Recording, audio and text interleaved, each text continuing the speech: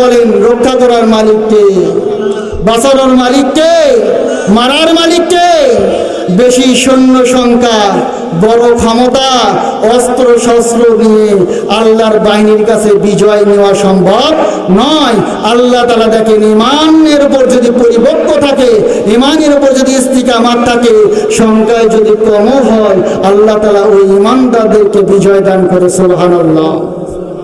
আল্লাহ তাআলা বলেন, আমি তোমাদের সমস্ত কিছু দেখতেছি, তোমরা কেমন ভিতর স্বতন্ত্রস্ত হয়েছো, তোমরা কিভাবে চিন্তা ভাবনা করতেছো। ইদি জাগাতিল আবসার, তোমরা বাহিনী থেকে তোমাদের চোখ উল্টায় গেছে। ওয়া বালাগাতিল কুলুবুল হানাজির, আর তোমাদের অন্তর পুরানটা তোমাদের গোলার কাছে এসেছে। ভয়ে কেন এতগুলো বাহিনী এই মদিনাকে ধ্বংস করার জন্য আক্রমণ করেছে। আল্লাহ তাআলা বলেন, এরপর ওয়াতাজুন্নুনা বিল্লাহি যুনুনা, তোমরা আল্লাহ সম্পর্কে বিভিন্ন চিন্তা চেতনা করতেছিলে, বিভিন্ন মত পোষণ করতেছিলে। আল্লাহ যদি আমাদের ভালোই বাসেন তাহলে এত কঠিন পরীক্ষা কেন?